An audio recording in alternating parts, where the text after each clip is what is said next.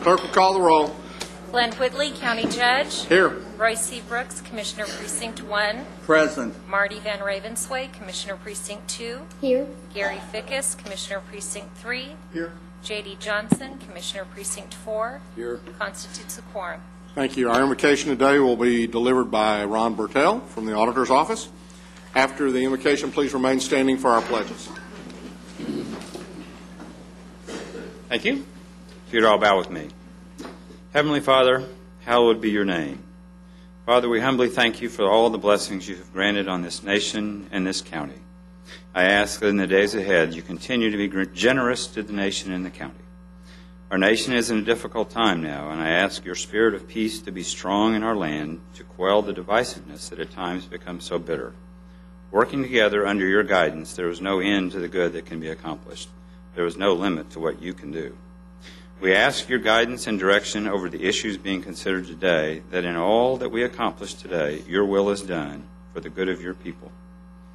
After celebrating the Memorial Day holiday, we are mindful and thankful for the employees that we will be recognizing this day for their many years of service making this county a better place. And we're especially thankful for the men and women who have given their lives defending our freedoms over the years of this nation, including the freedom of speech and the freedom of religion. And those freedoms allow me to thank you for your Son, who died to set us free from sin and its penalty, my Savior. And it's in his name that I offer this prayer. Amen. Amen. I pledge allegiance to the flag of the United States of America and to the republic for which it stands, one nation, under God, indivisible, with liberty and justice for all. Honor the Texas flag. I pledge allegiance to thee, Texas, one state, under God, one and indivisible. Thank you, Ron. Mr. Manius?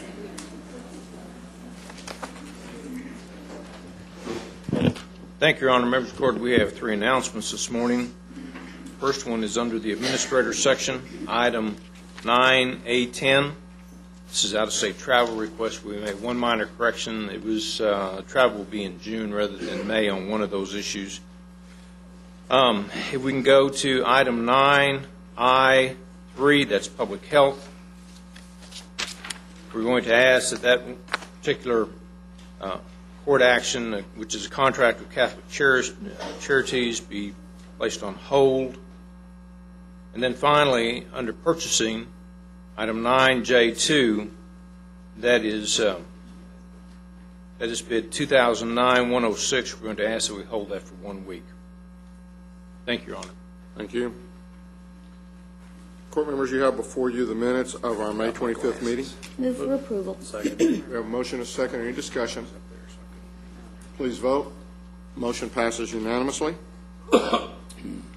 We have a couple of resolutions and proclamations this morning. Commissioner Fickus, I believe you have the first one. I do. And I have a resolution this morning in appreciation of Doug and Vivian Newton at Rocky Top Therapy Center. And I will read this, and then I would, at that time, I will come down and ask Doug and Vivian to come up. Whereas in 1990, Doug and Vivian Newton recognized the need for therapeutic riding programs and services for individuals with physical and mental disabilities and established the Rocky Top Therapy Center on a working ranch in Keller, Texas. And whereas these initial equine programs were expanded over the years to provide equine-assisted psychotherapy for at-risk youth and now include the Horses for Heroes program to help veterans and their families adjust to the challenges of post-war life. And whereas the Rocky Top Therapy Center is now designated as a premier therapeutic riding center throughout the North American Riding for Handicap Association and serves more than 1,800 special needs individuals each year. And whereas Doug and Vivian Newton have dedicated themselves to this endeavor and devoted countless hours to establishing and maintaining a facility that continues to enhance and improve the lives of so many others. Now, therefore, it be it resolved that we, the Commissioners Court of Tarrant County, do hereby recognize the contributions of Doug and Vivian Newton on the 20th anniversary of Rocky Top Therapy Center and wish them continued success in this worthwhile endeavor.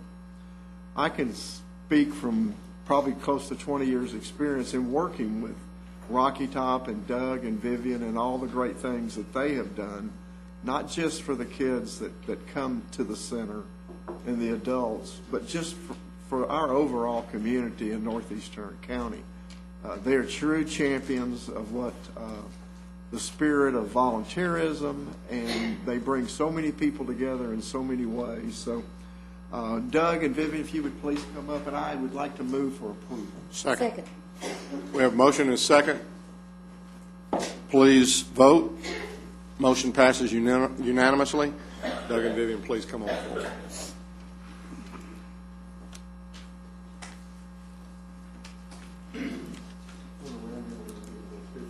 And I know you have some people with you that I'll let you introduce. Okay.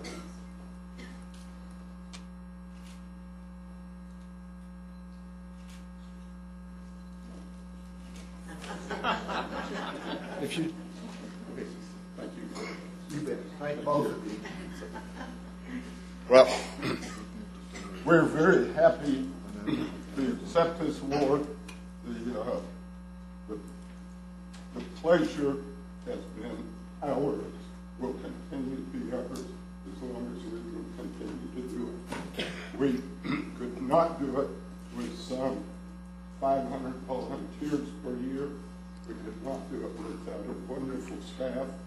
And we have a couple of our directors here, one which includes Gary Fickus, who's been a true friend, supporter, director. We have Dr. James Stewart and his wife Colleen here. We have Director Mike Tilbury here. We have our volunteer coordinator, Linda Engel. We have another one of our instructors, Shannon Gibbs, our horse manager, Brooke Wing, and we have our executive director, Judy Young, and my assistant, Pam Fitch. So thank you all so much.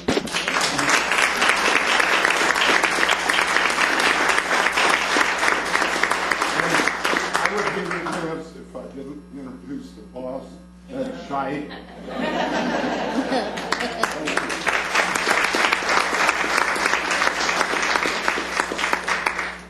Doug and Vivian, we so much appreciate the work you've done for the many folks in Tarrant County that y'all have served and that you've helped with over the years. Y'all truly do great work, and appreciate everybody else that was able to come out today. It's good to see y'all. Next, Commissioner Johnson, I believe you have a proclamation. I do, for the Salvation Army. If you would read that into the record, please. You bet. Whereas the Salvation Army's J.E. and L.E. Mabee Social Services Center was dedicated for the good of our community in June 1999, and whereas the Mabee Social Services Center has served Tarrant County for 20 years by feeding the hungry and sheltering the homeless, providing residential rehabilitation programs for impoverished men, women, and children without discrimination, and whereas the Salvation Army has served hot meals each day, 3 times a day, 365 days a year for its 20 years of operation, and has provided emergency financial assistance, as well as more than 600 boxes of groceries a year for the working poor of our community.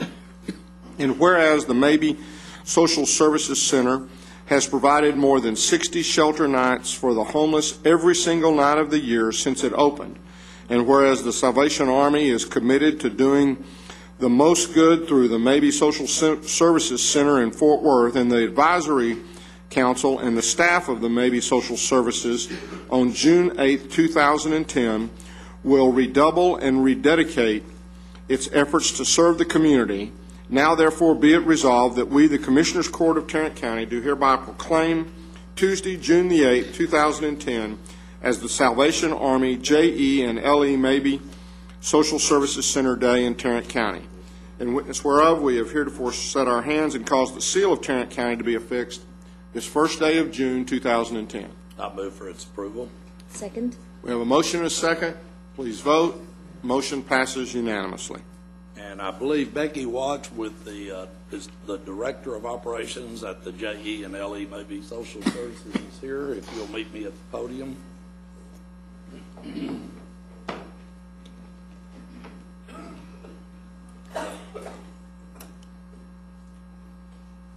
How are you this morning? Thank you, sir. Thank you very much for all that y'all do and any comment you might make. Turn around there and get a picture. Turn around there and get a picture. I thought that was just for Ficus. Well, you know. Ficus had to bring a lot of cameras with him because sometimes he doesn't take a good one the first shot. Yeah. In place of Becky Watt, my name is Mary Rusnak, and I'm in Community and Corporate Relations with the Salvation Army in Fort Worth. And I'm here today to tell you all how much I appreciate all your support throughout Tarrant County, our Family Living Center in Arlington, our Northside Community Center, our apartments for the elderly in South Fort Worth. But most especially on this occasion, your support for the Mabee Center, which is the jewel of our social services resources in Fort Worth and Tarrant County. With our programs for rehabilitation, our programs for fighting substance abuse, and our hope for making homelessness a rarity in Tarrant County.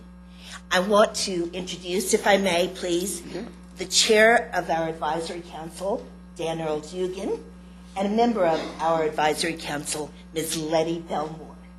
I appreciate their support as well, and we thank you, and we hope each of you will attend our event on Tuesday, the 8th, because the General of the Salvation Army will be speaking, and we hope you'll be there at 11 o'clock on Tuesday morning.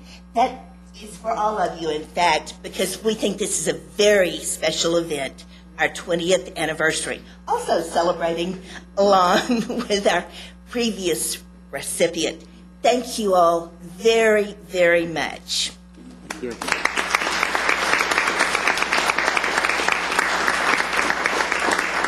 Thank you, and we appreciate very much the work you do for our community.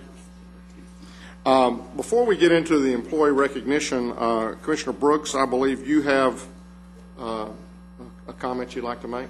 Yes, thank you, Your Honor. I'd like to ask that we adjourn court this morning in memory of Mr. Robert A. Davis, Sr., a dear friend with whom I served on the Forest Hill City Council for a number of years, and who for the past 6 years has served on our Child Protective Services Board. He passed away a few days ago, and certainly we extend our condolences to his family and to those who are feeling his loss in this community. An outstanding professor of English, actually, too, at Tarrant County College. And Commissioner Johnson, I believe you had an event this weekend, the Wendy Ryan roping, that I know you have been involved with for many years. And We had a very successful 3-day event. So much hollering I can't even talk today, but anyway, we did have some good roping and raised a lot of money for scholarships for our kids up in that area. So, well, I know that's something that you've worked on for many years, and we appreciate your efforts and your work in that particular thank you regard. for bringing that up. You bet. At this time, we will recognize our employees. This is a favorite time of the month, and it's an opportunity to again, in a small way, thank you for the years of service that you've given to Tarrant County. And we go from 5 years today through 30 years. So as I call your name, this is a particularly challenging month. So if it sounds like your name, stand up, because it's a little challenging this month. And one of these days, your day is coming. We'll help you all we can. Yeah, I know you will. You'll laugh at me. Okay, we're going to begin with our 5-year employees. Please stand and remain standing until we've completed all the 5 years, and then we'll recognize you and move on from there. First is Latanya Bean with Sheriff Courts. Andrea Benson, Information Technology. Anel Bolong with Facilities Management. Lannis Daly, Sheriff Confinement.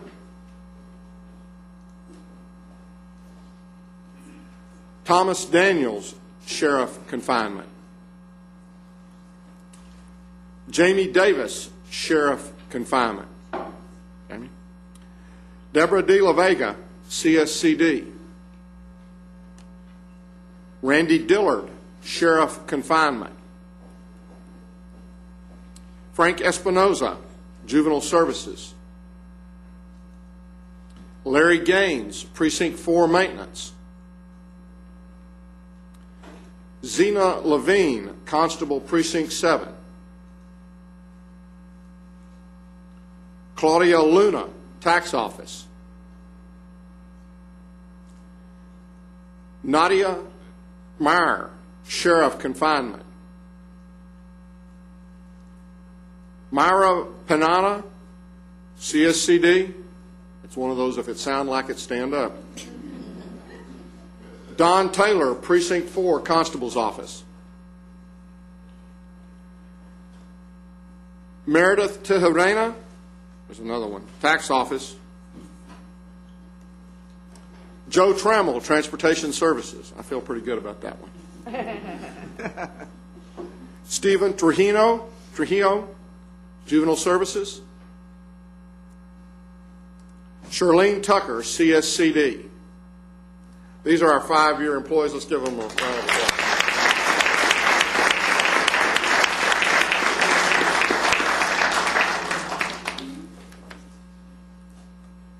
Now for our 10-year employees. Alicia Cannon, District Attorney's Office. Kimberly Cunningham, CSCD.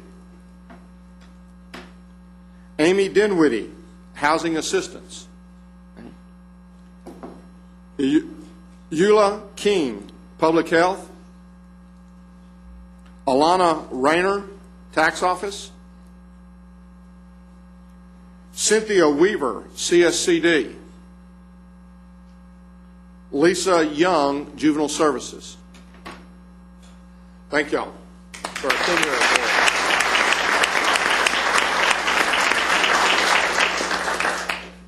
Now for our 15-year employees. Ann DeMartis Fadley, Human Services. Cedric Dickens, Juvenile Service. Angela Gentry, County Clerk. Mary Gutierrez, Human Services. Judy Haddock, Justice of the Peace, Precinct 2. Eric Wursel, Information Technology. These are our 15-year employees.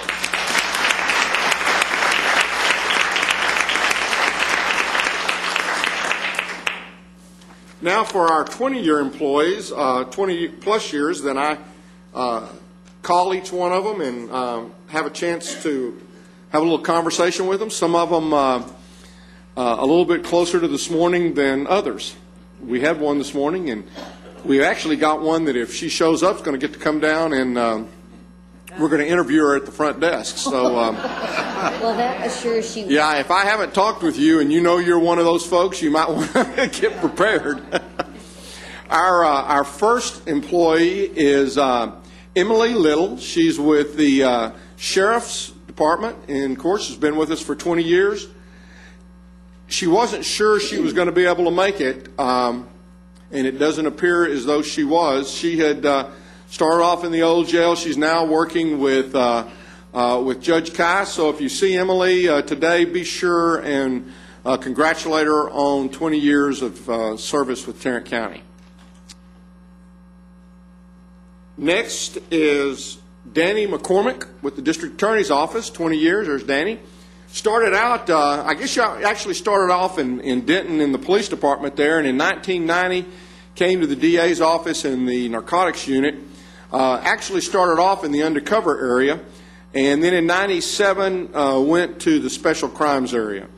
When I asked him about the more memorable moments, he said working undercover in Tarrant County was pretty eye-opening. He had come from Denton, and he said when I got into Tarrant County and got to the undercover part, it was a pretty amazing place to be at that point in time.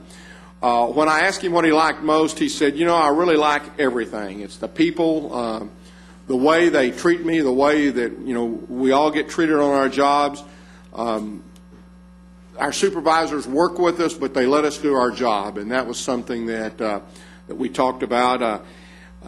He said, I love working for Tarrant County, and he loves it so much that his wife actually began working for Tarrant County, and I believe this is her first month with us. Is that correct? So I guess in 5 years we'll recognize her, and then she's got a ways to go to catch up, but we're very glad that she also came to work. And Danny, we're very appreciative of the 20 years you've given to Tarrant County. Thank you.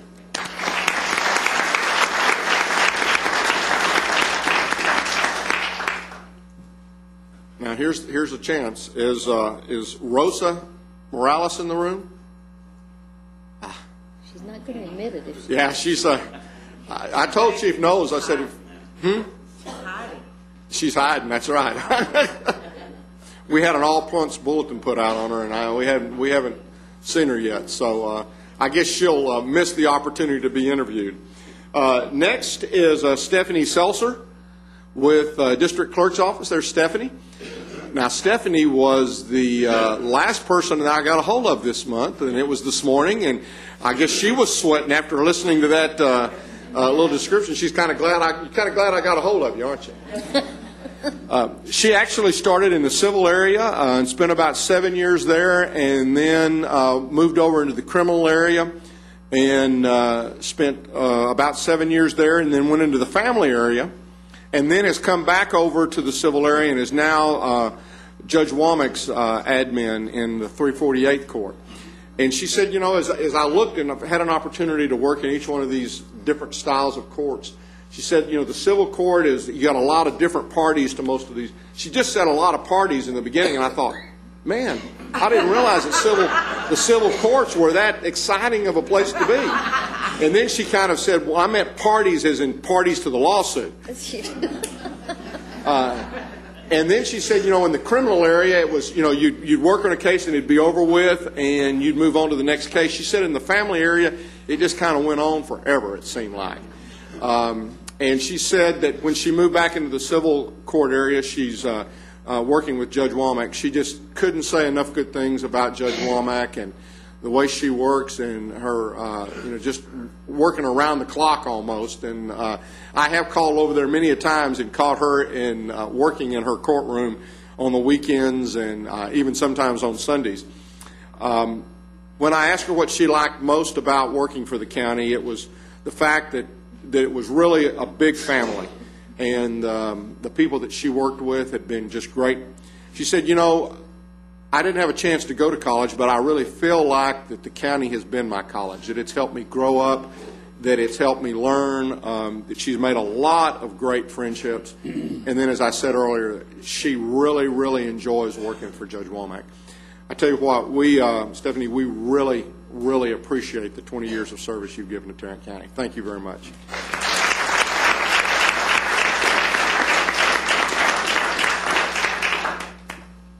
Next is Anita Wilson, District Clerk's Office. There she is. Been with the county for 20 years. Started out in the county clerk's office working with Paul Seabury, working in the deed of records area, I believe, and then moved over to the district clerk's area and is now working as the administrative clerk for Judge Lehrman.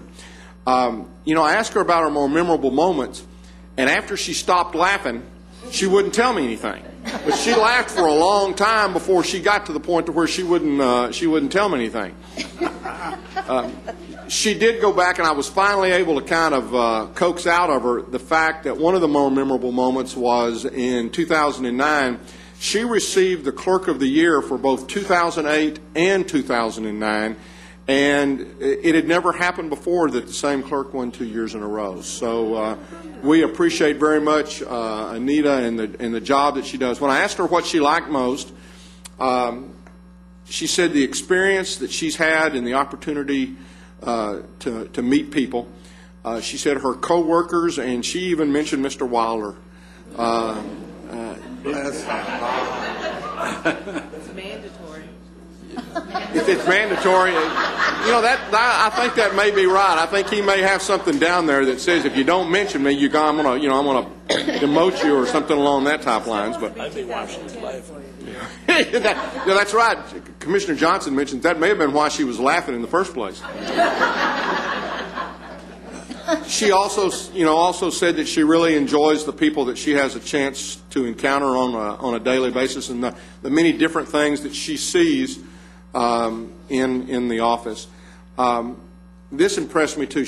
When I asked her if there was anything else that she wanted me to mention, she says, I try every day to find the good in what's happening on that day.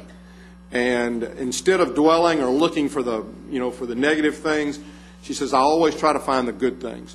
She said that her family and her have given her all kinds of love and support during the years that she's been with Tarrant County. And then, as only a grandparent can understand, she kind of closed with saying, the thing I'm proudest of is my 6 grandchildren.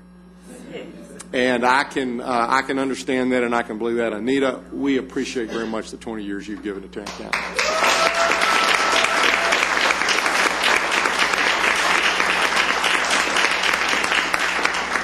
At least one of those grandchildren is back there. Why don't you stand up? Stand up there, yes, please. There you go.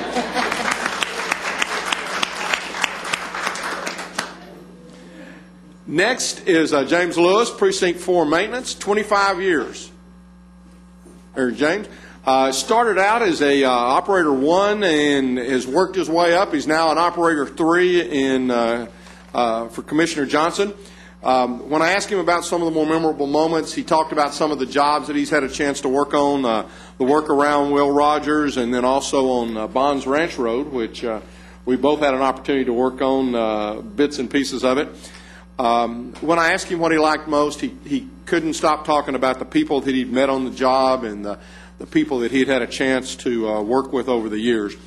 James, we appreciate very much the 25 years you've given to Tarrant County. Thank you.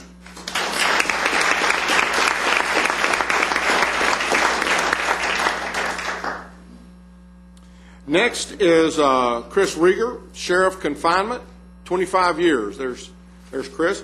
Started out working in the old Belknap facility, and over the years has had a chance to work in all of the different jail facilities, and he's now a sergeant, I believe, out at the Green Bay facility. When I asked him about more memorable moments, it was he thought, and he said there's just nothing that really just jumps out. He said there's been a lot of times over the 25 years that good and bad experiences that he's had a chance to kind of recollect and think back over. When I talked with him about what he liked most, it was again the variety of the job and the fact that there was always something different kind of going on in wherever he was working. He also said in just dealing with the people around him. Chris, we appreciate very much the 25 years you've given us. Thank you, sir.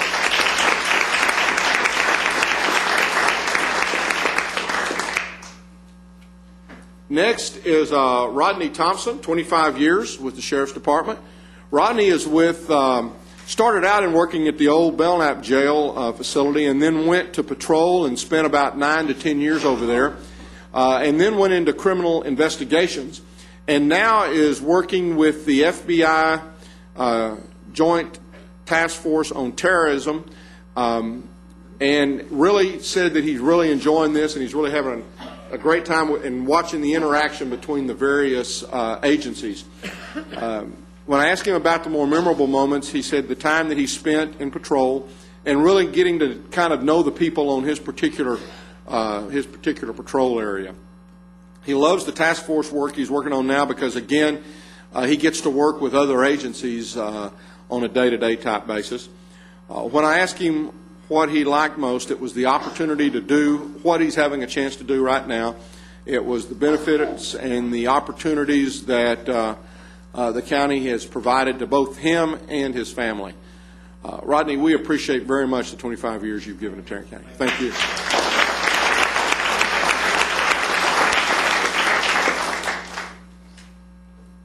Next, Patricia Ward, 25 years. Patricia started off in what was then called the Management Research area or services as a planner, and that was what has now become the Administrator's Office. From there, she moved over to the Director of our Community Development area. And when I asked her what she liked most, it was all of the changes that had occurred in the county in the 25 years that she'd been here. And she also said the opportunity to work with all the cities. And I can tell you there's a real relationship between Patricia and all of the cities that she works with. They trust her. They think the world of her. It is really a relationship that she's built over the years, and a real trust there that in a lot of places I can tell you just does not exist between the cities and the county. She said, I've had a chance to watch a lot of these cities grow up and grow from, almost a beginning time and to the point to where they've really had a chance to mature and to really be an asset and a good part of the county. When I asked her what she liked most, she said it was the diversity of the job. It was working with the cities and then having a chance to really make the community a better place. And working with those cities and helping them find ways to help their citizens, she's done she's been a great asset of our county. She also said that she really enjoyed the flexibility that the court has given her in allowing her to do her job. And when I asked her if there was anything else, she said, I really have enjoyed working for the court and and she did the little plug too for you too, GK. I mean, it's just one of those things. Patricia, we really do appreciate the 25 years you've given at the county. Thank you very much.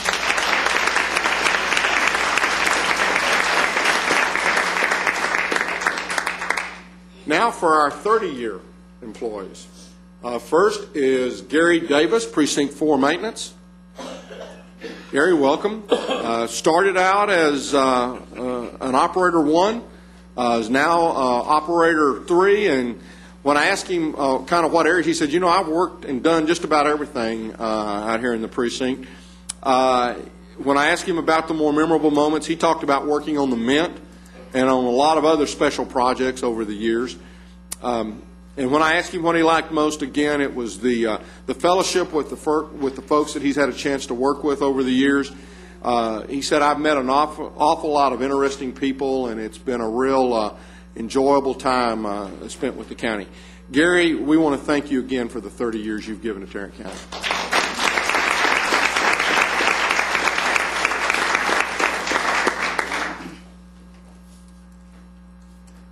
Next is Christy Finley, Domestic Relations.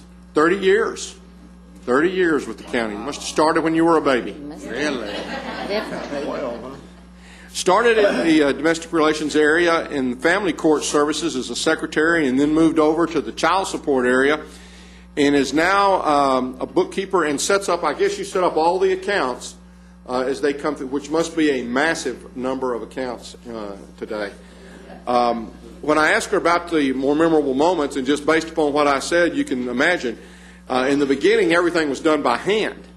And now things are computerized, and so computers can be a good thing when you had to do all that stuff by hand in the past. When I asked her what she liked most, again, it was the people that she's had a chance to work around. And she said, after all these years, she said, I feel comfortable. I feel comfortable with the job, and I feel comfortable with what we do, and really go about trying to make the people we come in contact with feel comfortable and feel like we're there to help them. When I asked her if there was anything else, she said, I just can't believe all the things that have changed, the people that have kind of come and gone, the new buildings that she's seen go up in the downtown area since she's been here. Never really imagined that she'd be here for 30 years. And really feels like that she's kind of grown up with the county. So, I'll tell you, Christy, we very, very, very much appreciate the 30 years you've given us. Thank you.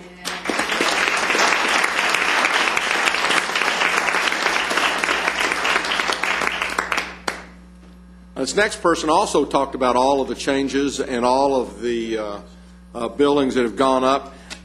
Craig Maxwell with the Auditor's Office. Craig, there's Craig. Started in the Auditor's Office on the second floor of the old courthouse. When he started, he said the general ledger was still on large green sheets, worksheets. I remember those old green worksheets. And he said most everything was on paper at that point in time. There was a few things that were computerized, but most things were on paper. He said, at that point in time when we were over in the old courthouse, there wasn't air conditioning, so we actually had these old window AC units that we had at the old courthouse. When I asked him about some of the more memorable moments, now I have to tell you, you know how these CPAs are, these accountants. He sent me 2 pages of notes, so I went by his office this morning because I was a little late this month in making some of the calls, and I said, "You thought you were going to get out of this?" He says, "No, I was just trying to help you out a little bit." When he started, there were 9 JPs. All the elected officials were Democrats. Those were the bad old days, right, Roy? Moving right along. He said another memorable moment was surviving a week when he was almost fired by Debbie in 1982. And then he said, and this is something I think probably many of us experienced, he said he remembers a day when his dad was on jury duty and he'd come up here and he walked in his office and they went over and visited with Judge Vandergriff. And he said, the judge welcomed him in the office. Didn't know his dad, but welcomed him into the office and sat down and they talked. They had things in common. And he said he thought that was something that was always a big, big memory of his dad. And it's something that certainly Craig mentioned and is a memory to him. And it's, again, just a class of Judge Vandergriff and how he would always make you feel like you were the most important person that he'd ever had a chance to meet. What he likes most is the reputation that Tarrant County has to help its people out, and the reputation really around the state, and the spirit of the employees as they work through food drives, the blood drive, Meals on Wheels, and Adopt a School, and all the other volunteer things that all of our employees do, kind of beyond that 8-to-5 job that they work. I think he has a couple of guests with him. I know his wife, Julie, is here today, and I also think his mom, Jane, is here, so I'd like for both of y'all to stand up. Thank you all very much.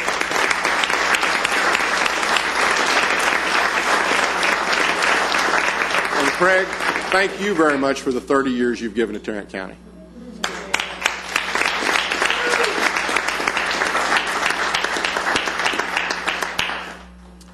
Next is Teresa Teague with the DA's office, 30 years.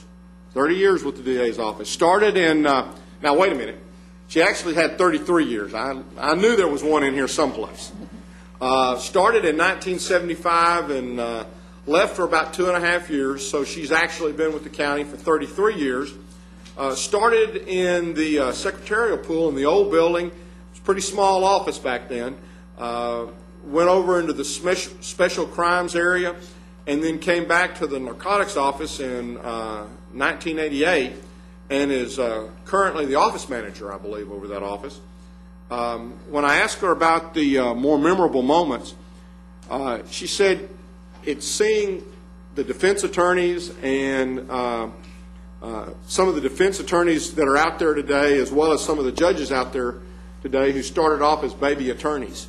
We all kind of refer to them as baby attorneys when they start off, and many of them have kind of grown up and have either kind of gone out on their own, or many of them, as you said, are now judges.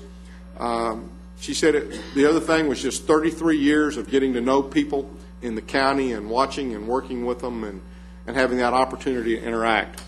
When I asked her what she liked most, she said it was the people that she'd had a chance to meet. She said it's really been a family, and she's kind of watched as people have come and gone and retired from the county. She said with so many people staying so long, Tarrant County must really be a great place, and she said it's really been a great place for me to work, but you can just tell that in all the departments it's like that because people just stay here. And we appreciate very, very, very, very much, Teresa, your time and your 30 years with the county. Thank you.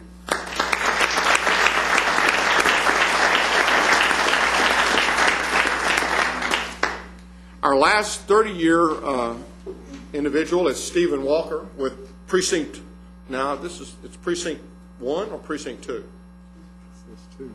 It says 2 here, but it said Precinct 1 on my computerized version, which I'm sure is wrong, isn't it, Commissioner Johnson? You never can tell what these. Yeah, Steve's Says two. He's not BlackBerry. He's mine. It's not. You're going to check your BlackBerry out and see how. It's two. But Steve was not going to be. He was going to be out of town and wasn't going to be able to make it. So. He felt like he was acknowledged when we had our picnic. Yes. Be sure and congratulate him and tell everybody that we appreciate the 30 years he's given to us. 605 years is what we're recognizing today of service to Tarrant County by all of y'all, and we very, very much appreciate the time you've given, and we hope that you'll give many, many, many more years as we kind of go through the process. So, refreshments, 504C, back in the back. We can go to lunch. And y'all can head on out right now.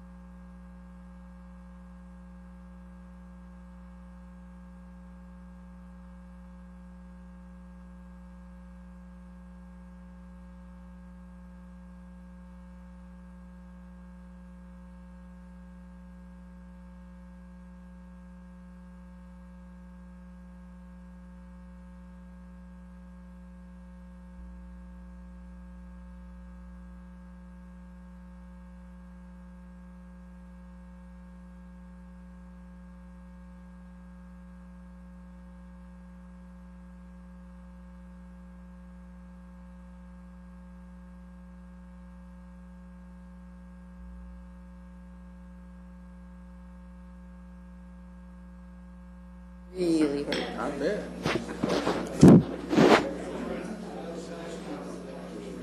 You have before you the consent agenda. Move for approval? Second. Move approval of the consent agenda with the exception of items 9I3 and 9J2. I thought that's what she said. She did. I'm just repeating what she said. Cool. That's what you agreed to. That's right. Please vote. Motion passes unanimously.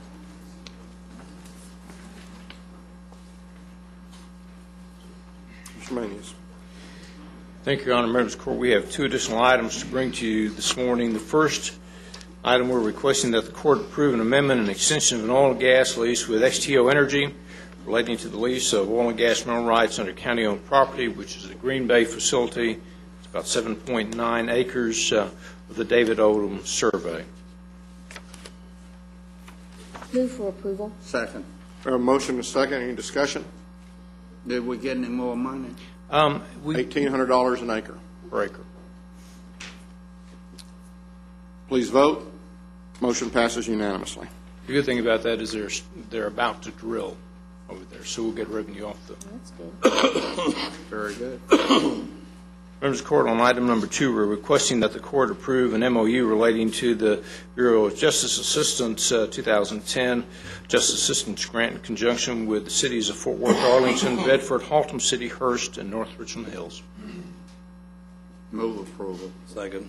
A motion and a second. Any discussion? Is this the same grant that we always have?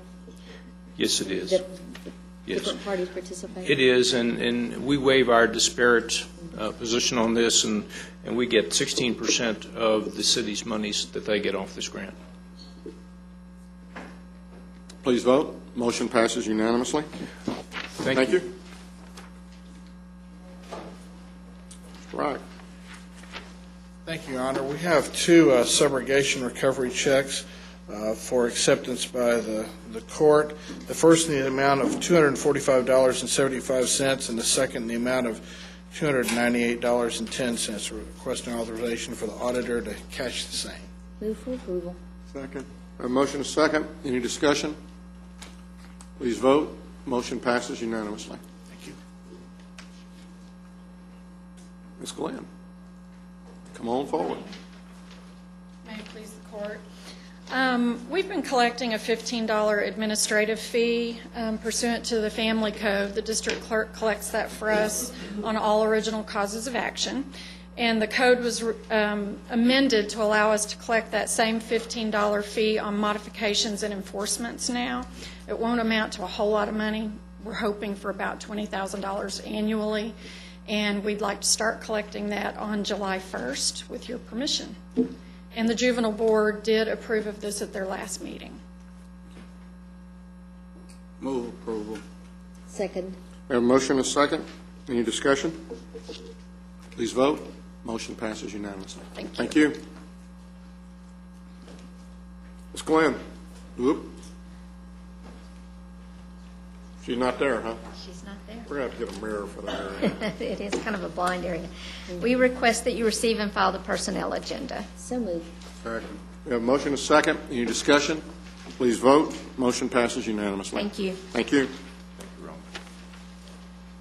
Come on, Crip. Did we ever find out what happened to you? GK and I were practicing to be on Dancing with the Stars. He kept trying to lead and trip me. How about it? I deny everything that he just said. I don't know what he meant, but I didn't do anything. We know you don't do anything. That's how. You know, Judge, what goes around comes around. Well, I've heard that too. I've heard that too. Your Honor, like to continue we on have, now? We have just one item for your consideration this morning. It's an item in regards to our bid number 2009-151. This was an annual contract for microfiche and microfilm equipment maintenance. The court initially awarded this bid to a company called Business Imaging Systems on the 29th of September 2009. We are recommending rejection of that initial award, asking that we re-award this to the secondary vendor, a company called the Windward Group, on a per unit price basis. There's documentation, your court communique from Chief Deputy Jeff Nicholson from the clerk's office concerning a long line of poor performance with this company. And that's our recommendation this morning in regards to that item. Poor performance on this particular... The original primary award vendor, we are also asking that they be removed from our bidders list for a period of 2 years.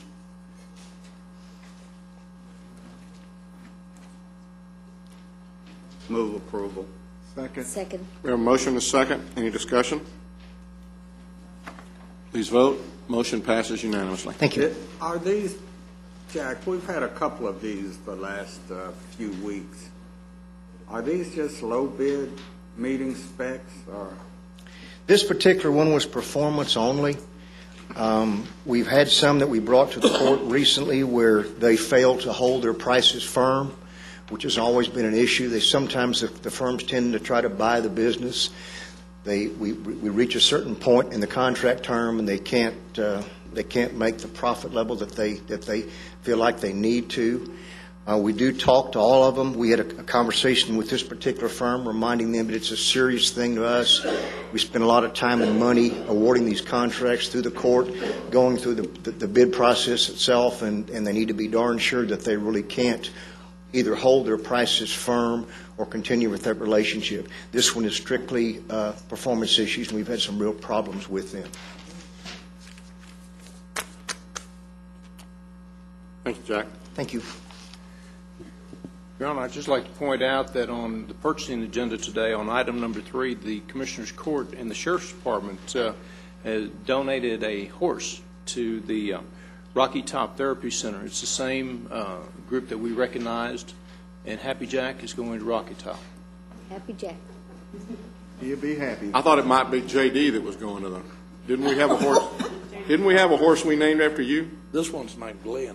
Is that right? Happy. Is that the north end or the south end? Yes. He was south. No comment. Ms. Price. Better horse than some of the other animals he's named for the rest of us. Good morning. I'm here today to ask for you to approval of the Parks and Wildlife.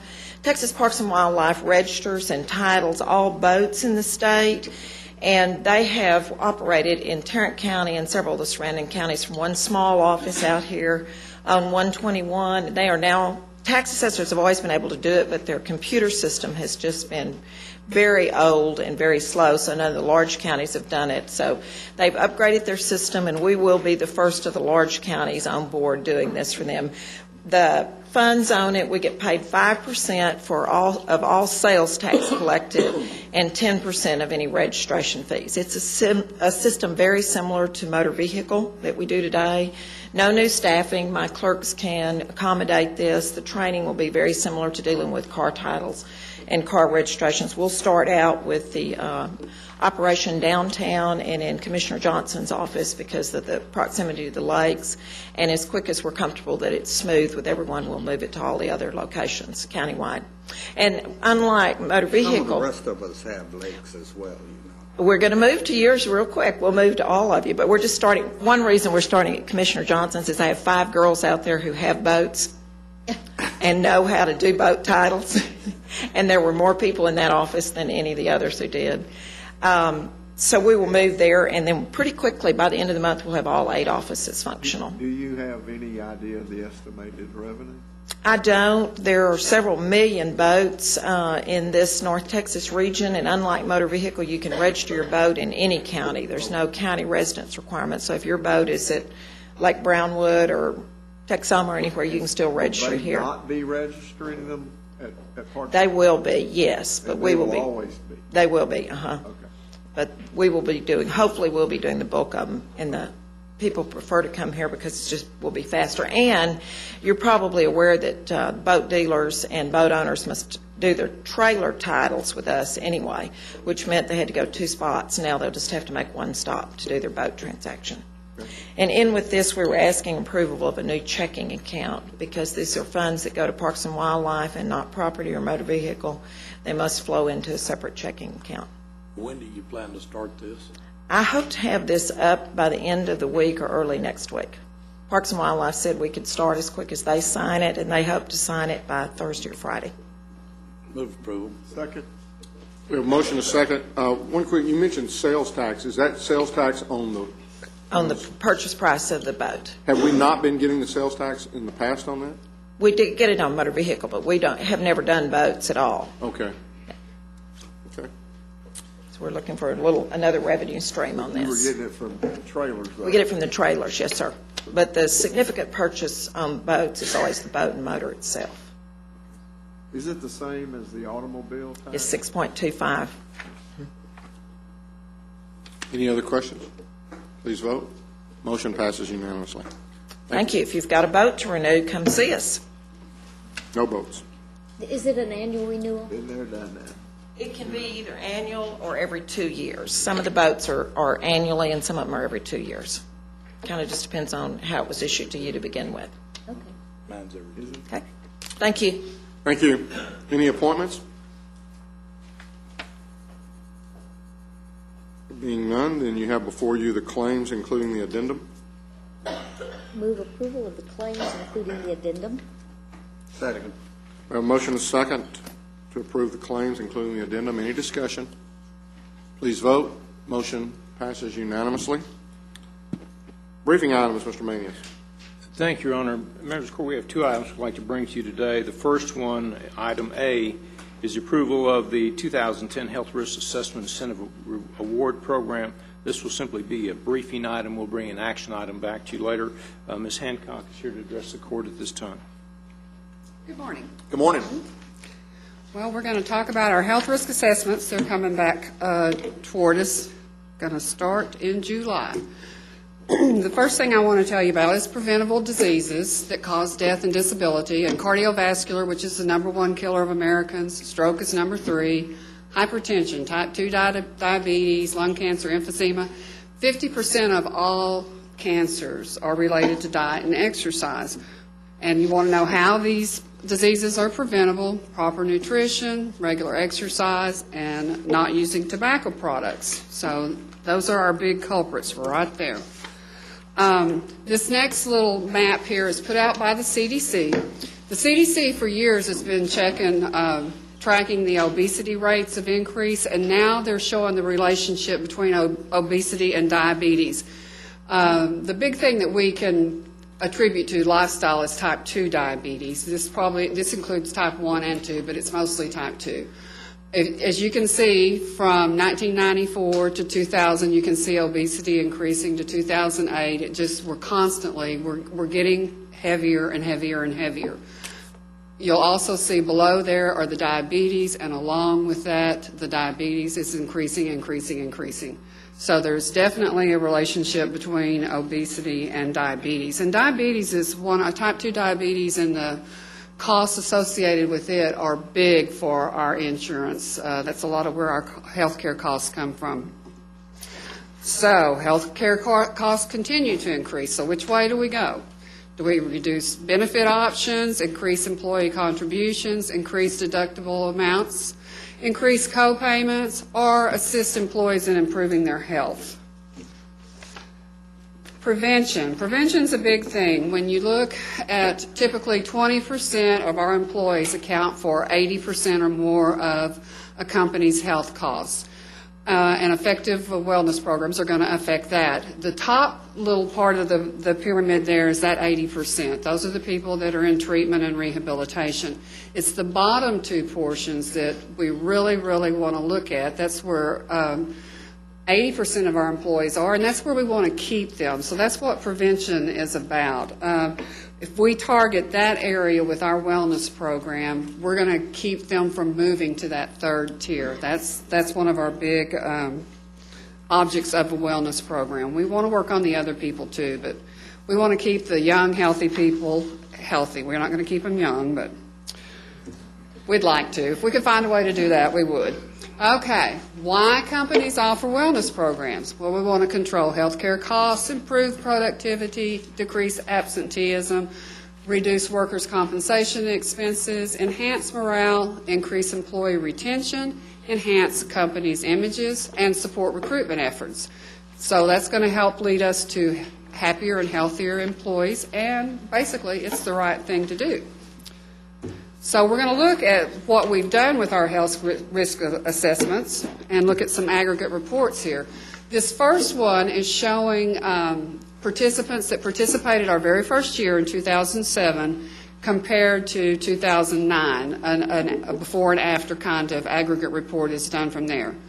There were 377 employees in that group that were still here in 2009 and still participating.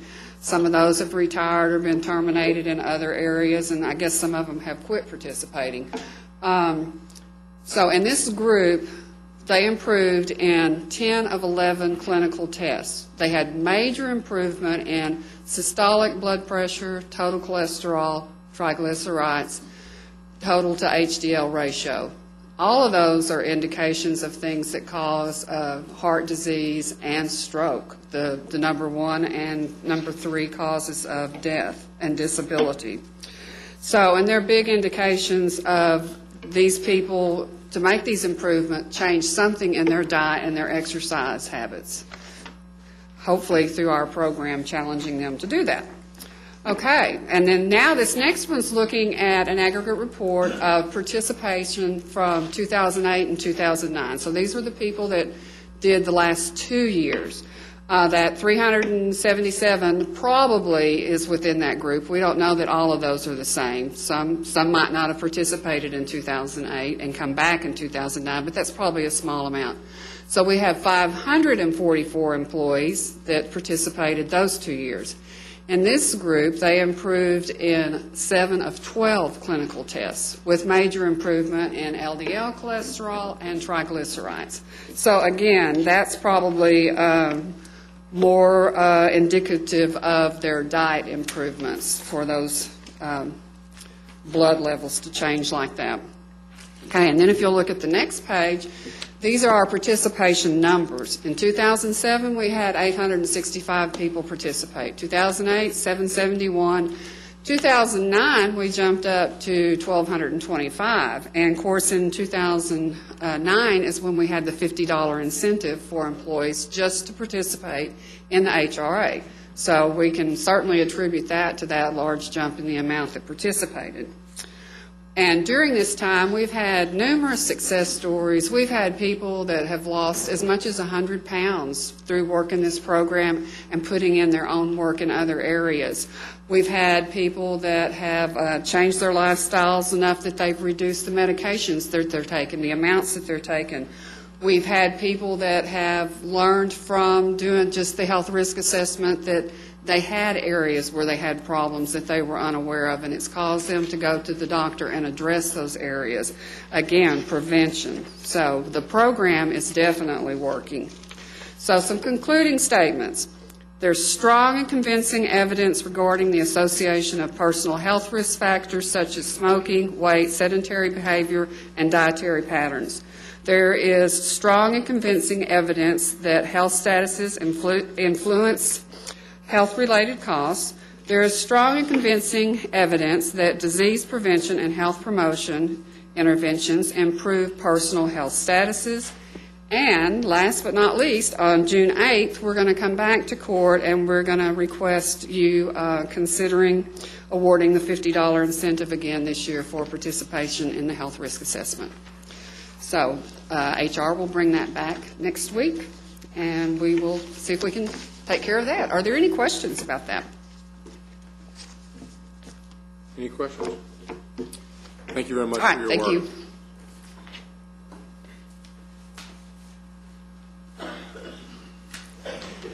Your Honor, members of the court, a week ago to item B, this concerns an update on the FY11 budget issues. We did send out a memorandum to the court on Friday afternoon, and we've notified the elected officials and department heads that we would begin those type of discussions with the court today. We do have extra copies of that memorandum. I think Jay is passing them out. Anyone that needs a copy, you'll just simply go see Jay. This is going to be the first of probably many different type of discussions we're going to be holding with the court, but let me talk a little bit about the precursor that we've been working on that was a result of this, or that resulted in this document. We've been meeting for the last probably 2 months with an internal group. That internal group consists of the budget office, the auditor's office, personnel, the tax office, and our office, in an attempt to start to fashion some of the information that we believe is necessary for you all to make the decisions, or the informed decisions that you're going to be needing to make as we move forward into the FY11 budget. Some of the things that we believe that are going to be fairly consistent is that when you look at even last year, or the current year that we're in now, our revenues were a little bit higher than from the previous year. We don't believe that we're going to see that in this current or this upcoming year. While the county's revenues basically come from 2 different sources, they come from either the ad valorem tax or fees and fines and licenses. We believe that in the fees, fines, and licenses, that those revenues are probably going to stay they're going to stay static. They're about the same that we brought in fiscal year 2010. When you look at the ad valorem base, though, we already know that when you take a comparison of the May 15th tax roll that we received from TAD this year compared to the September tax roll of last year, we're already about 0.36% down. That doesn't seem like a lot, but the various appeals on property taxes have not all been sent to TAD. I believe today or tomorrow is going to be the last day that they can receive those. We believe that the June 15th roll is going to show those protests, or at least the value of those protests. In looking at those numbers and talking with the appraisal district, our estimate is about a 2% decrease in ad valorem revenue as we move into the FY11 budget. Now, what does that mean?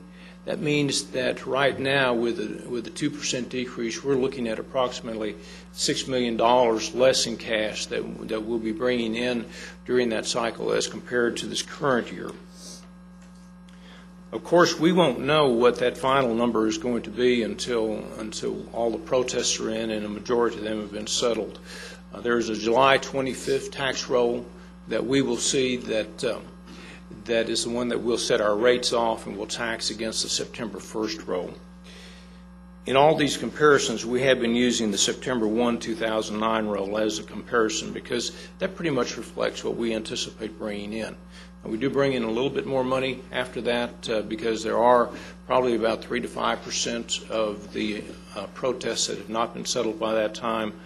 Some properties come on, some properties go off the tax roll, and so that number will vary, but it won't be very much. So we're looking at something right now at about $6 million hole that we're facing. And as I said, that point is going to be clarified as we move further down the cycle. I think we'll have a better picture. I don't know if it's going to be a much better picture, but we will have a better picture on the June 15th tax roll that we get, simply because that will tell us the dollar value of the contested roll, and we'll use that as a comparison with previous rolls and try to do some projections based on that. Saying that, it's time that we begin to look at how we can get to a point where that we can make ends meet for the FY10 budget. And on the second page of the document that we gave you, we have some recommendations, actually 5 recommendations with some sub-recommendations underneath each one of, or some of those 5. The first one, we believe that as we did in FY10, that we should have no new positions with the following exceptions. First, grant-funded positions that require limited general fund support. We did have some positions that we added in FY10 that were grant positions, and that's how we were able to add those positions because it didn't impact the general fund.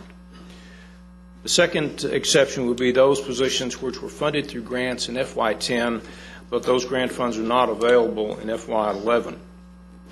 Each of these positions should be independently evaluated to determine if they should be continued in FY11. We'll be bringing those elements to you as we go through the budget process. How many of those are there? 2 of them. 2 this year. Right. 4 that'll come due and it'll expire in FY11. Yeah. We had funded some bailiffs in the Sheriff's Department, new bailiffs positions in the Sheriff's Department last year, and I don't know if they're going to be an investigator. Those are 2 years. Yeah, and those are 2-year funding, and they'll be part that will still be grant funded this current year or this coming year, but will fall off in FY12. And then those positions that can be completely funded by either new or expanded revenue sources. When we talk about promotions, currently the county's policy on promotions is that if a person is promoted, then they're eligible for an increase in pay from of 10% or up to the minimum hiring, whichever is greater. That 10% is something that the county has had for a long time, but because of the financial impact these positions have in years to come, we're recommending that increases due to promotion should be limited to an increase of 5% or to the hiring rate of the promoted position, whichever is greater. You might recall when we did the job evaluation issues, those positions that were submitted for reclassification, that we changed our policy already for this year, where that anyone that was going to get an upgrade in their pay grade, that if in fact their current salary met at least the hiring rate, then they would receive no increase. But if they fell below the hiring rate, then they would receive a pay increase up to the hiring rate. That's the hiring rate with the 10% or without it? With the 10%. On items number 3 and 4, this is really a continuation of the current situation that we've had. In FY10, we froze employees in the law enforcement step plan. And we also froze the employees who participate in the career path plan. And as I said, this is a continuation of what we saw in FY10. One thing that we are asking the court to consider on our career path plan, I can't even say it, career path pay plan, which we're going to call plan from now on, the criteria, I believe, needs to be reevaluated. We have some that criteria is something that we have in a formal policy. We have some that are not in a formal policy. I believe that it's time that we, collectively we come to an agreement how the steps are basically structured, how many years of service in each one of those steps, what the criteria is to move from one step to another, and that's in the career plan piece of it. So in effect what you're saying is that if there's I know the court coordinators have a period of time between, I think they have 3 steps. And 3 steps, 5 years between each. So if there's going to be steps to get to, instead of right now, if they're called promotions, they're going to in effect be steps, and we're going to say that, you've got to have a minimum number of years before you can move from one step or one grade to the next level. That's what we're looking at, yes, sir. That's what you're talking about, because I know like in the Sheriff's Department where we have the steps, after you get past the first 2 or 3, it's a year between each step from that standpoint. And this would not be to review the law enforcement step plan, but rather the career path plans that we have out there. We have several different ones, and I think it's a good time to simply review those, because I believe that we need to have some very firm and fast rules on how people move through those steps. Okay. And then finally, I know that I have spoken with various court members individually and about pay raises.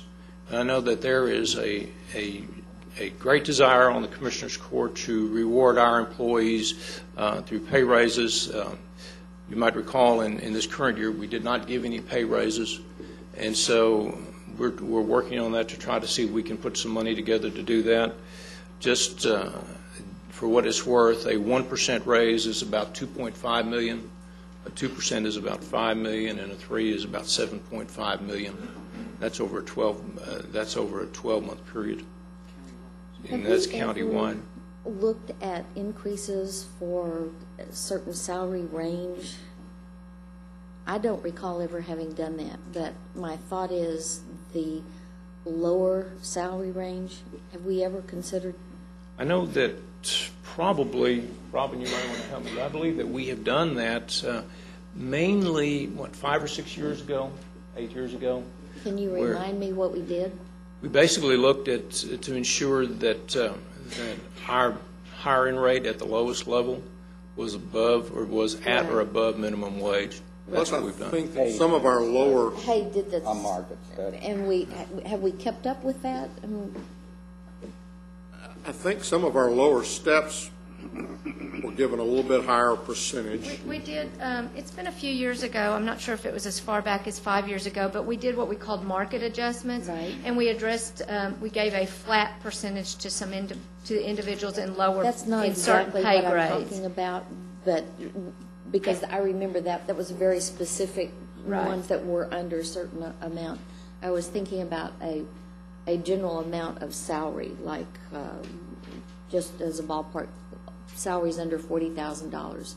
Oh, no, we've never done it based on salaries, we've done it based on pay grades. Okay. But then again, individually, we could, within our own departments, give percentages based upon how we felt, as long as we stayed within the overall range in a particular department. In the past few years, we have given the departments a budgeted amount to award their merit increases, and then as long as the individuals received Right. a passing score on their appraisal, then yes, you did have flexibility up to in the past few years, it's been 0 to 6%, dependent on what you wanted to award to them. So yes, you could have adjusted equity and those kinds of issues with that money as well. Well, do we know what some of our lowest salary levels are? Do we have any really low salaries anymore? Well, Probably by those people, they certainly feel well, like no, they're but low. I think she understands what I'm trying to ask. well, we're certainly above, I mean, we have no issues with the minimum wage or that kind of issue, obviously. And I guess it would be what's your definition of a low salary if below 40,000 is considered. Do we have any employees who, in spite of their salary from the county, still qualify for food stamps, for instance? That's where I was going. I wouldn't know that because I think there's additional criteria other than just salary. I think it's family size and I don't know, to tell you the truth. I do not know the answer to whether we have individuals that are qualified for When I first came assistance. on 20 years ago, we had a fair number of Right. of employees who were in a situation where they were actually on assistance programs. And I was just wondering if we've kept up with that, if we have any idea about that at this point in time. We can certainly provide you, our high to low kind of what we're paying, but we wouldn't have any way to know whether they're actually receiving assistance, but we could certainly provide you the number of employees. For example, you use the threshold of 40,000, we could give you, the number of employees below that. What made me think of that was with certain size family, that's the poverty level times a certain percentage, and practically everything doesn't go with just the poverty level anymore. It's always in multiples. So, Yeah, I guess the other thing that I always like to see is the comparison between, especially the counties immediately surrounding us, most especially that to the east and to the north. Just because I think that they're, of a little bit more of a similar size, especially Dallas. But just to kind of get some sort of a comparison. Not that that's the only thing, because, again, yes, they can drive to over there, but why would they want to? But I'd like to know that we're at least somewhat competitive in those regards. For specific positions, or? Yes. Okay. Maybe we can talk about which positions you're Well, and I guess maybe I'm not saying all, I'm just saying that anytime, especially if someone is coming and saying, you know, golly, we feel like we're underpaid, then I'd like to have the comparisons there, or if they're saying that we need to look at that area. One of the groups, and I don't see Bobby here today, but I mean the sheriff's deputies, you know, they need to be included and they need to be a part of the conversation as we're kind of going forward, because I know they've always have concerns in that regard, and I'm sure they're going to be, you know, concerned, as is everybody that's in one of these paths, as far as us, you know, suggesting that we freeze again. But again, I think what we're looking for, as GK described, was the opportunity to be able to give everybody something, or at least give those people who have a good evaluation something from that standpoint. This is not going to be a year where we're going to be able to correct major inequities. No. This is a year where we would like to be able to demonstrate through some amount of dollars the amount of appreciation that we have for our employees. Number one, for the job that they do, and number two, for the fact that they've hung in there with us, and it's a bad time, and there's a lot of pain to go around. And they hunkered down last year. Yeah, they did, and everybody did their jobs and more without complaining, by and large. But in terms of being able to fix this and fix that and do things that are going to take large pots of money, this is not the year. No, that is not what I was inferring at all. And then finally, as we do talk about potential pay raises, we would, and this would include all employees, we would suggest that if there is a pay raise, that it be across the board. And while we talked about law enforcement and career path being held in place in those grades, that any across the board pay would go to those individuals also. So to us, you'd see an increase in the step or in that particular path. That's correct. The tide will raise everyone on this one. So that's our recommendation. Now, we have to be careful because the tide, I mean, what we're saying there, I want to be sure I'm clear. We have somebody who is at a ceiling, and then we have another person who's halfway through that grade. If we were to turn around and say a 2 or a 3 or whatever % increase, everybody would get it. That means the ceiling would come up. That's correct. But that person in the middle would also get that from that standpoint. That's correct. Okay. And that would apply to other grades in all of our other systems. The ceiling would have to change in order for it to apply to everybody. Right. Just the ceiling. So these are discussion points that we want to begin talking with you about. There is one issue, though, that I think is fairly critical for the court to take some action on, and that's under the career path plan. As far as the evaluation of the existing career paths, if we'd like to have, if it's of interest to the court to do that, we'd like to have that evaluation done and back to the court by July. So if you feel like you want to direct staff to do that, that doesn't mean you're going to accept it, but that it'll at least give direction to the staff. We would ask that you would give us that direction today. Anyone have any problems with that? No. Okay. And do we have any thought yet about our capital expenditures? Well, we're trying to hold them down to a minimum. You know, the problem with capital is that you had a presentation as related to the historic courthouse, and we need to try to find money to do that, because while we have $2 million budgeted for that in this current fiscal year, that project, at least now, is contemplated to be a $5 million project. We can do that in phases, but if we do it in phases, it's going to cost us a lot more just because of the scaffolding issue.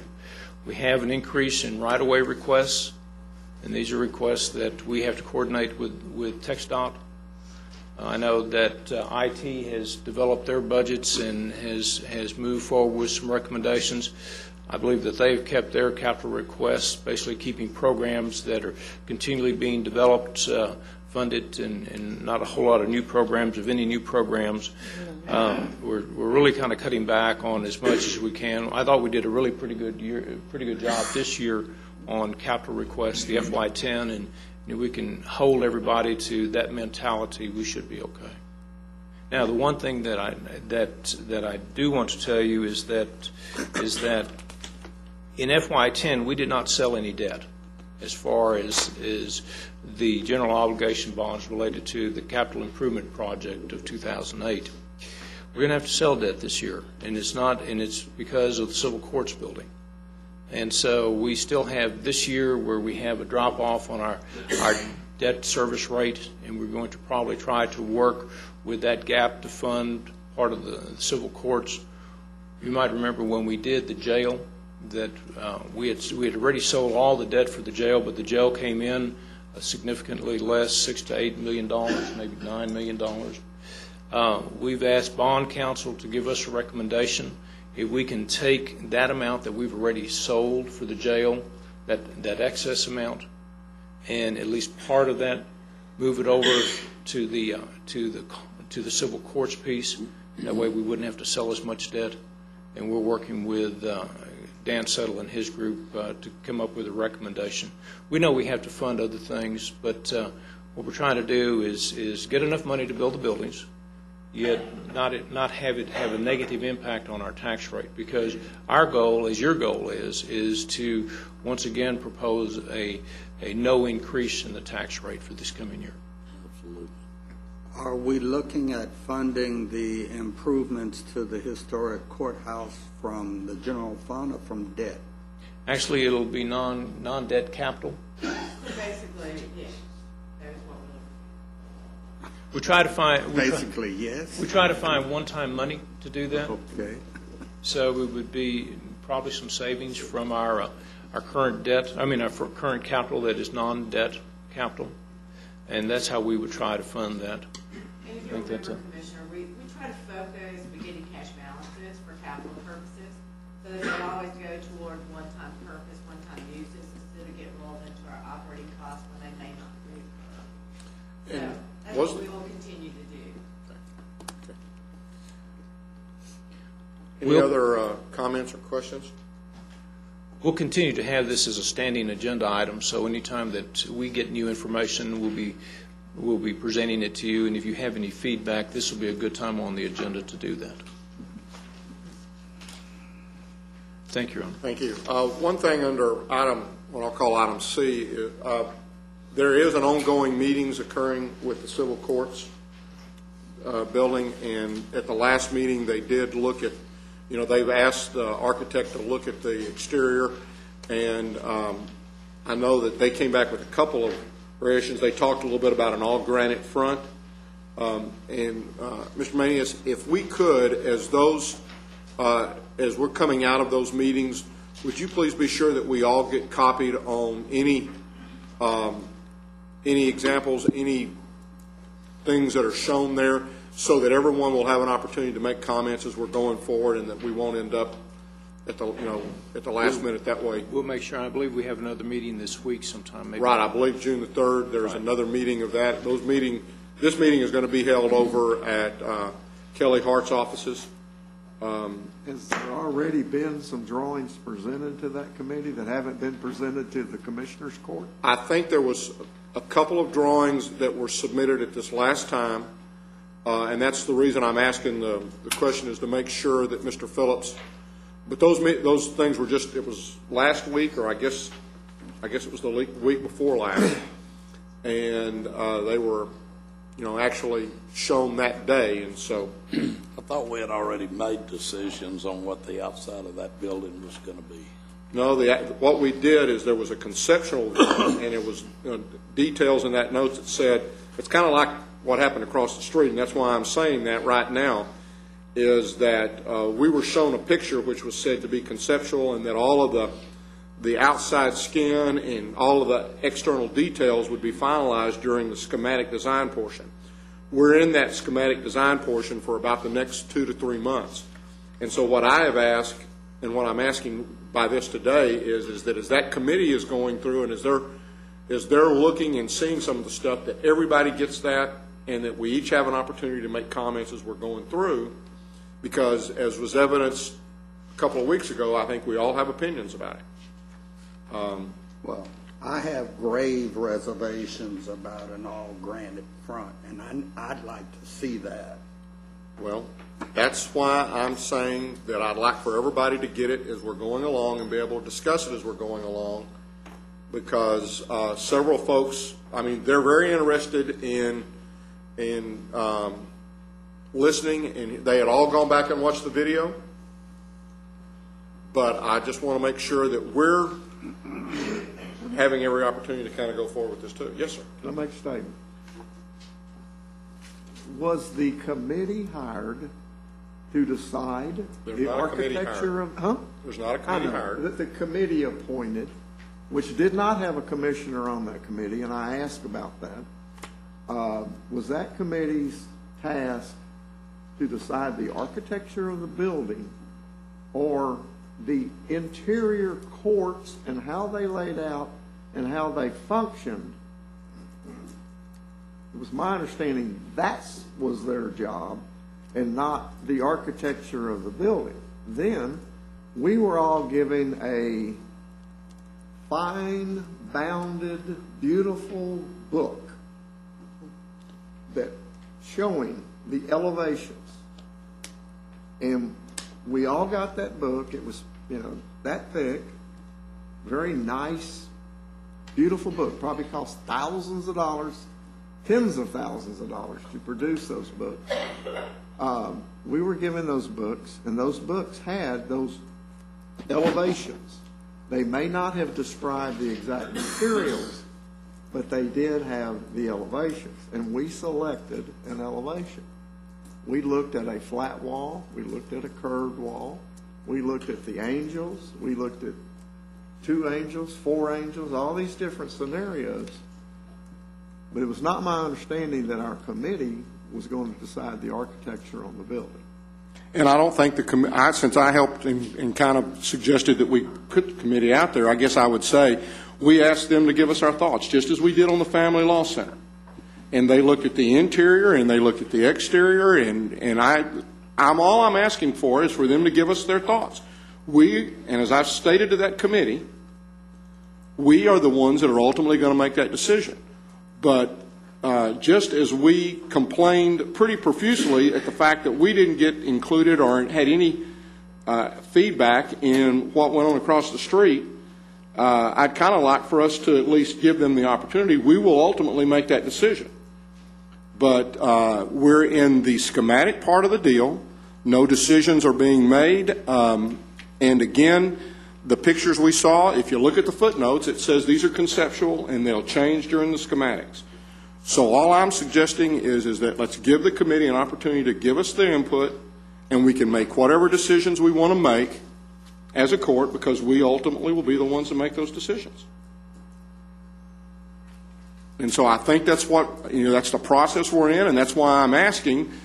Historically, we've sometimes gotten those suggestions with about 2 weeks to go, and we really didn't have any time to make any decisions. I'm certainly under the opinion that we selected what the base architectural elements would be of that building. What are the columns going to look like? A column, whether it's round or square, is immaterial. I'm talking about the base architectural concept. Well, we're in the process right now of determining what that material, and it might not be immaterial depending upon what they put around it or what it may look like. And so all I'm suggesting is I'll make the statement, we hired an architect, and we didn't hire another architect who has done a lot of work in downtown Fort Worth. And I've talked to members of the committee, and I'm getting a distinct impression that they want that building to look like the building across the street, meaning our family courts building. We didn't hire that architect, and to hire a world-renowned architectural firm, and that's what we did. We hired one of the finest architectural firms in the world with HOK. And they're the ones doing the things. It's not any other architect doing the deal. I understand, but what the input I'm getting from a particular committee member or committee members is that that building has to look like this courthouse or the Family Law Center. And we didn't hire that guy. That's not the architect we hired. Well, and they're not the ones that are going to make the decision. Well, I think if you give them the opportunity, they'll make the decision. So, well, are you going to give them that opportunity? I'm just stating that I want to see, I think the court needs to review this process and be on the front end of any drawings that are submitted, that we need to look at those drawings prior to them, I think, going to that committee, because that committee's, in my opinion, that committee's job was not to decide the architecture of the building. It was to decide how the courts lay out, and how they interact with each other, and all the elements that go into the courts, but not the architecture of the building. Commissioner, I think that's what I asked in the very beginning, was for them to give us and to send us those to make sure that we saw them as they were going into the process. I think we're being headed in a different direction. So. Well, I disagree, but we can stand to disagree. Well, I continue to maintain that it is one of the perquisites of this court that we get to decide what that building looks like. Not any advisory committee, not any group of this, that, or the other persons. We are the ones who were elected by the people to make these decisions, and if folk are displeased by the decisions that we make, then there's a process to deal with that. I agree with Commissioner Fickus.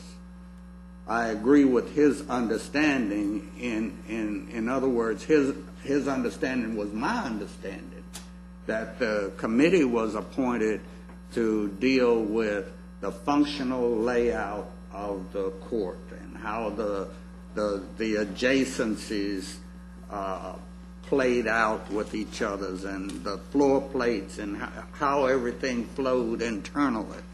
I don't want to get too far afield from that. I would suggest that again the committee will be encouraged to watch this video. Mr. Kelly is the chairman of that committee, and I would encourage each of you to call and talk with him about that and to express your concerns. I suspect we've all spoken with Mr. Kelly. Anything else at this time? No, Your Honor. The Commissioners' Court will now recess its open session and proceed to closed session to discuss items exempted under Sections 551.071, 072, 074, 076, and 087 of the Texas Government Code.